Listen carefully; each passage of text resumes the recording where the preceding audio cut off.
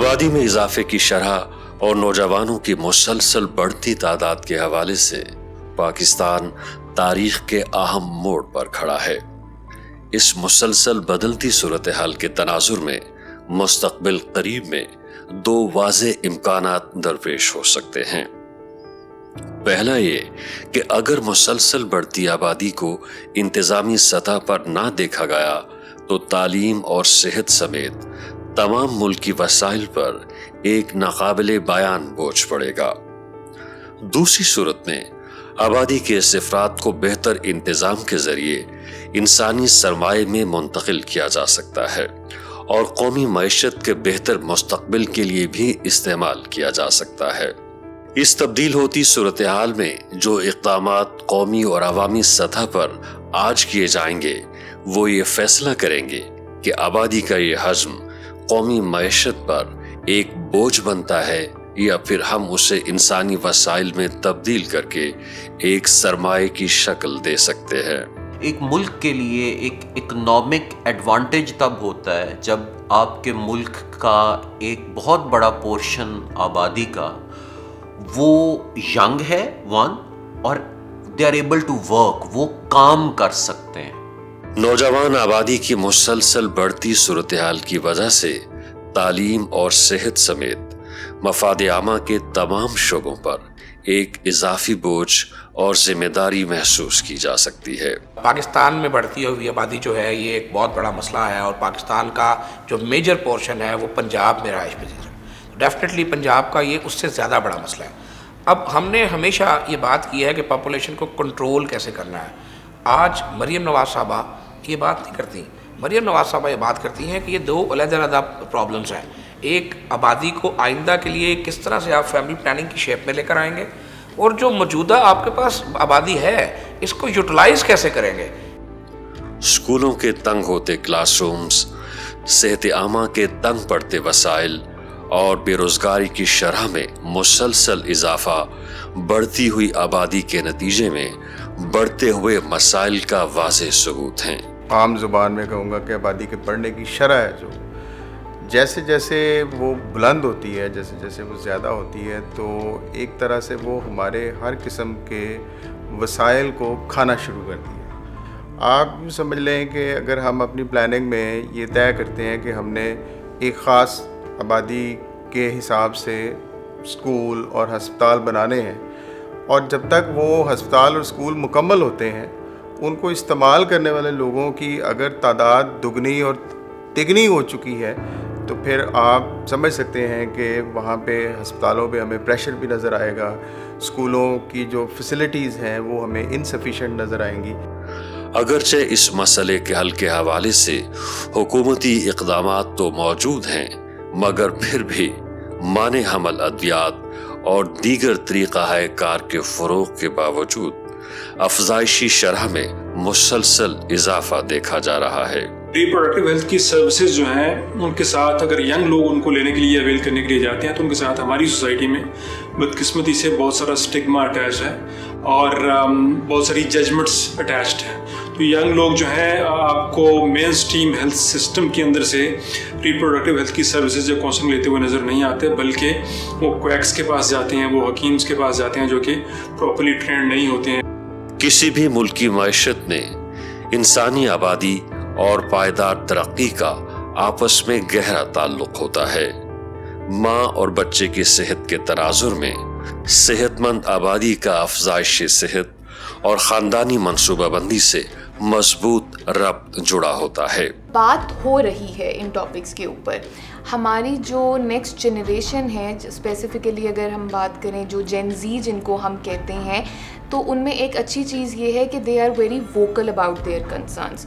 تو بات ڈیفینیٹلی ہو رہی ہے لیکن اسٹل ابھی اس کے ساتھ ایک اسٹگما یا ایک ٹیبو اٹیچ ہے، کیونکہ آپ یہ دیکھیں کہ یہ چینجز جو ہیں نا یہ جنریشنز میں آتے ہیں، یہ ایک دن میں نہیں آتے۔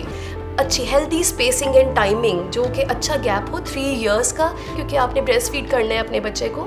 تو اگر آپ 2 ایئرس کا گیپ رکھتے ہیں، اس کو فل فلیج 2 ایئرس فیڈ کرائیں اپنے بچے کو، اور اس کے بعد اپنی ہیلتھ پہ تھوڑا کام کریں، and then you can have inner child. تو اس میں ایک 3 ایئرس کا گیپ جو ہے وہ کمپلیٹ ہو جائے گا. تو ایجوکیشن سب سے زیادہ ضروری ہے یوتھ کے لیے. یوتھ کو جب ایجوکیٹ کیا جائے گا تو انہیں پتہ ہوگا کہ فیملی پلاننگ انہوں نے کیسے کرنی ہے، کب کرنی.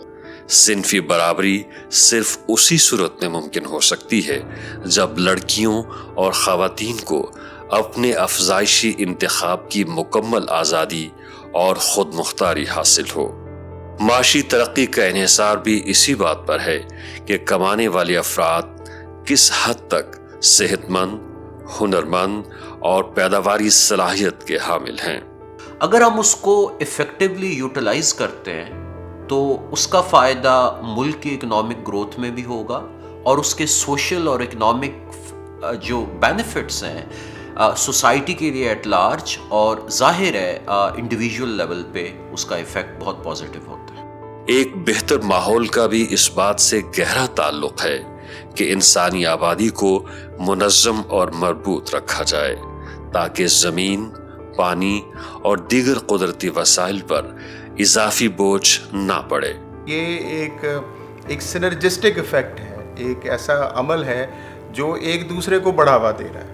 تو الٹیمیٹلی جو کلائمیٹ چینج کے اثرات ہیں وہ نہ صرف آبادی زیادہ ہونے سے بڑھ جاتے ہیں، بلکہ زیادہ آبادی جو ہے وہ کلائمیٹ چینج کے مضر اثرات کو دعوت بھی دیتی ہے.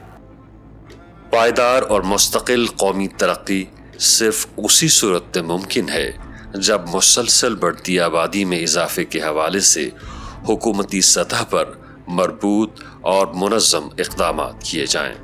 دیکھیں، یہ ایک ایسا ایشو ہے کہ جو آپ کی آنے والی نسل اور آنے والی زندگی پر ایک بھرپور امپیکٹ جو ہے وہ کرے گا. ہم نے مختلف یونیورسٹیز میں بہت سارے اچھے اویئرنیس پروگرام، سیمینارز، ڈسکشنز جو ہیں وہ ارینج کیے ہیں. ہم نے سوشل میڈیا کا جو میڈیم ہے اس کو بھرپور طریقے سے یوٹیلائز کرنے کا فیصلہ کیا ہے.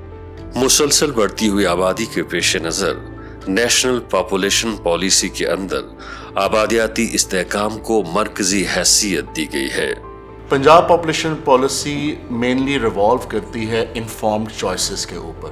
جب آپ انفارم چوائسز کی بات کرتے ہیں تو چاہے وہ ریپروڈکٹیو ہیلتھ ہو، فیملی پلاننگ ہو، فیملی مینجمنٹ ہو، اس میں وہ انفارم چوائسز کے اندر ریوالو کرتی ہے. پاپولیشن کے جو سب سیگمنٹس ہیں، چاہے وہ ایڈولسنٹ ہیلتھ ہے، چاہے وہ یوتھ ہے، چاہے وہ مڈل ایج ہیں، چاہے وہ سوسائٹی کے سوشل ایلڈرز ہیں، ان تک ایک انفارم چوائس کی انفارمیشن جو کہ میڈیکل ٹرمز میں، ریلیجس ٹرمز میں اور سوشل ٹرمز میں کریکٹ ہو، اس کے ارد گرد پنجاب پاپولیشن پالیسی اور اس کا کور ریوالو کرتا ہے. خاندانی منصوبہ بندی کی سہولیات تک رسائی، نوجوان دوست افزائشی صحت، مسئلے کے تناظر میں رویے کی تشکیل اور نچلی سطح پر ان اختراعات کی منتقلی کو یقینی بنایا جا رہا ہے.